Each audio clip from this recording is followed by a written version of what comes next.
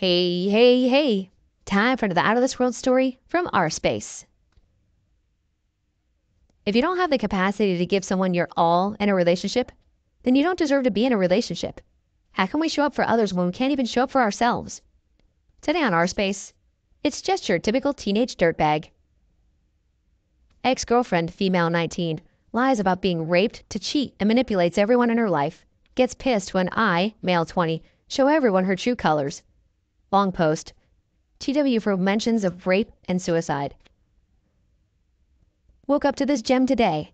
Once again, she's trying to garner sympathy for something she is completely in the wrong for. So if she wants to make this public, I'll share the stuff I've kept under wraps.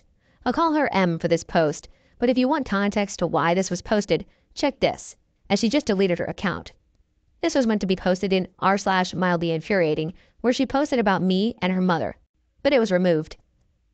For context, we started dating in September of 21.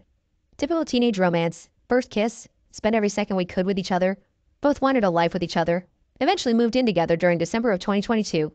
All was well for a few months, loving every second of finally being with each other full time. We got an apartment fairly close to where she and I both worked, an assembly line for engines. It's a 2-building complex, with her being stationed in one building and I in the other, so we aren't around each other at all during the day. This led to both of us having our own friend groups at work, while having time to ourselves at home. I hear a lot of stories about what she and her friends do during this time, most of whom were male. I had no problem with this. I trusted her completely and thought our relationship was solid enough to not worry about it. In comes someone I'll call C, to not name names. C starts out as a normal friend. I hear of what a doofus he is on the line, stories about what they do to pass the time. She comes home one day with a little paper tank he made. Same stuff she gets up to with all of her friends at work. I don't exactly know how their relationship functioned at work, but by talking to people in that area, it was a lot more close than she let on. It started escalating when he invited her to start working out with him at the local gym. She accepts, let me know about her till all is well. She starts going more often. That's cool. I support her in whatever she'd like to do. She starts inviting him over to hang out. That's awesome. He's a cool guy, really good at rock band. What I start to notice is that he shares a common interest with her in something that she has a bad habit of. They both love alcohol. She starts going over to his house to hang out and get drunk. The first time she did this, they got so plastered they passed out, without letting me know they planned on getting that drunk. I stayed up all night waiting for her, calling to check, going over to his place to knock and see what was going on. No answer, lights were on. She gets home the next day. We talk about it. She'll keep in better contact with me. Life goes on. She starts going over more often, staying over more often, talking about him tons, etc., etc. I'm fine with this.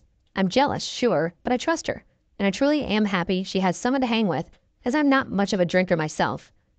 I tell myself she's done nothing to make me not trust her, so I try and be supportive. This goes on until late January, early February this year. She starts acting sullen, withdrawn, saying she's fine, just needs space, and of course I oblige. During this time, she's told her best friend that at a night over at C's, herself, C's girlfriend, and another coworker all get hammered and black out. And during this time, C raped M. I'd come to find out later that everything in that sentence is a bold-faced lie. Her friend tries to get M to tell me because she wants to continue hanging out with C, and if she doesn't after a while, her friend would tell me, because she couldn't have it on her conscience. For this, M cuts her off entirely for going behind her back. M tells me when she gets home, but instead of saying C raped her, she says it was the coworker that was there, not wanting to get a rape kit. Fine, I've heard those are very invasive. Not wanting to get an STD test, took a pregnancy test but never showed me, and wants to go over to C's house more because he feels guilty for what happened and is lonely.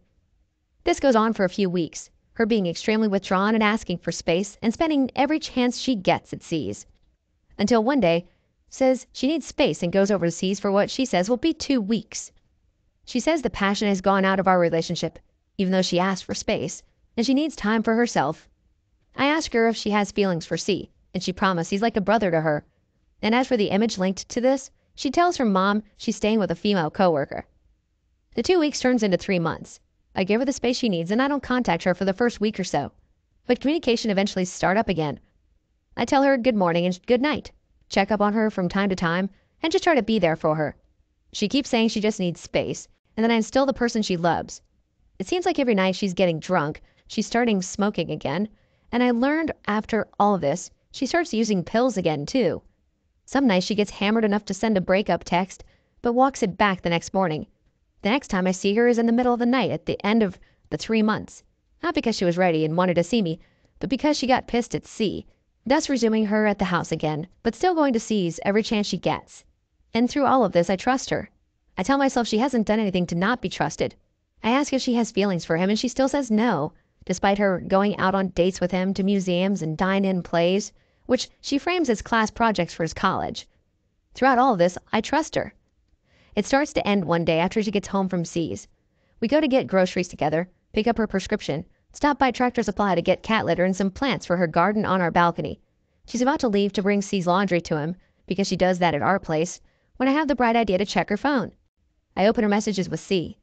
Surprisingly short, like a lot had been deleted, but what she forgot to delete was him asking for nudes, calling her baby, and her sending nudes.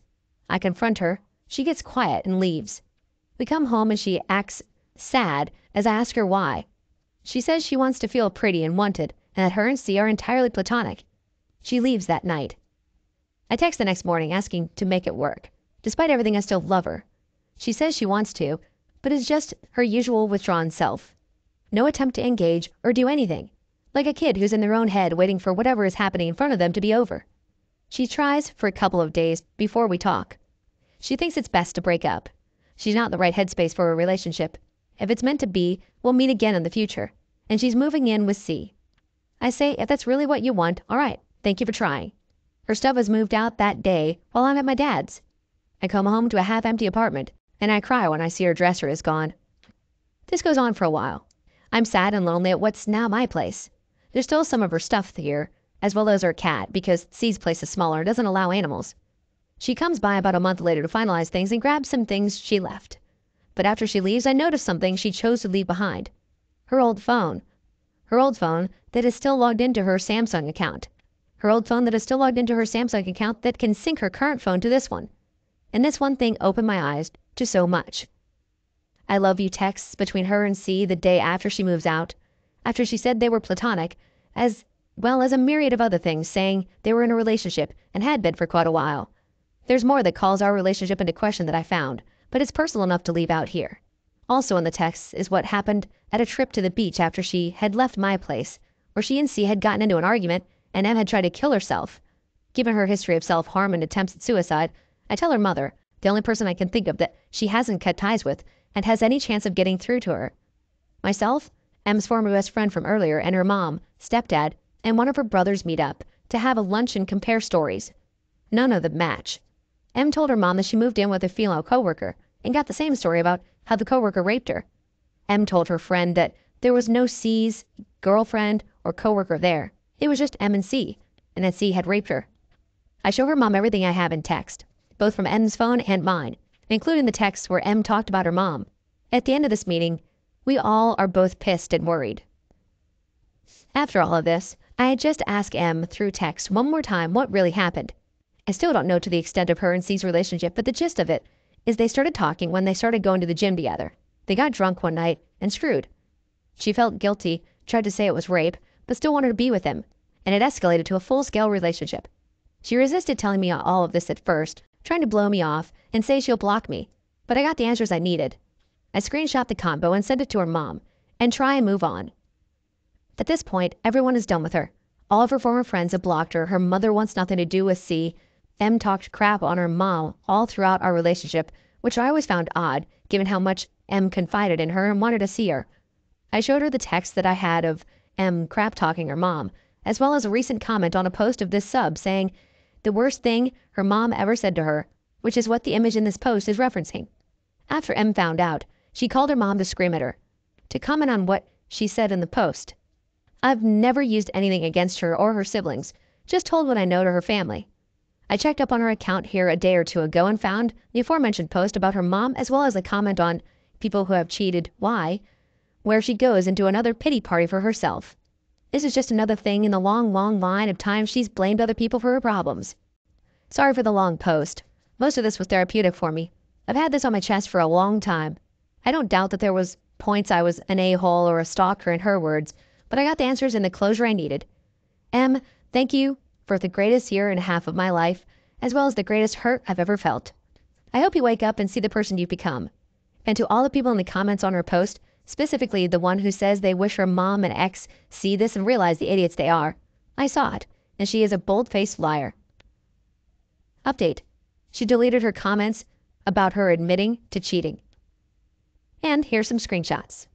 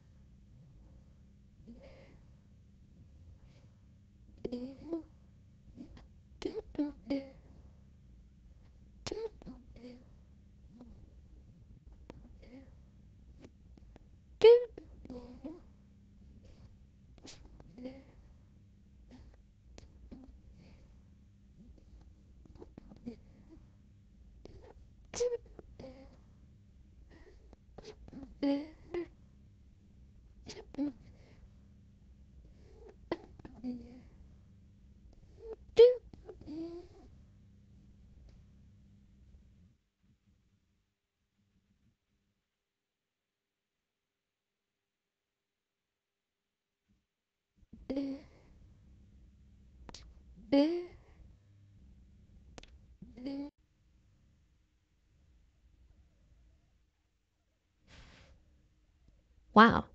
She was literally having a relationship with someone at the same time as you. A double life. She must seriously hate herself. I think calling herself a coward is too kind of a word. If she didn't have anything left to give, then why stay? Or why have two relationships at once? That's certainly too much for one person, never mind a person who says they don't have anything left to give. And to lie about something so serious and horrendous as rape is disgusting. She should be ashamed of herself. It's a good thing you revealed her true colors. She needs to really go inwards and figure out what possesses her to behave this way. I'm sorry for all the hurt, OP. Please don't consider any point of that relationship as the greatest time of your life. It was all a lie. Thank you for joining us today on Our Space. Be sure to like and subscribe and hit the notification bell so you don't miss out on our next video. See you next time.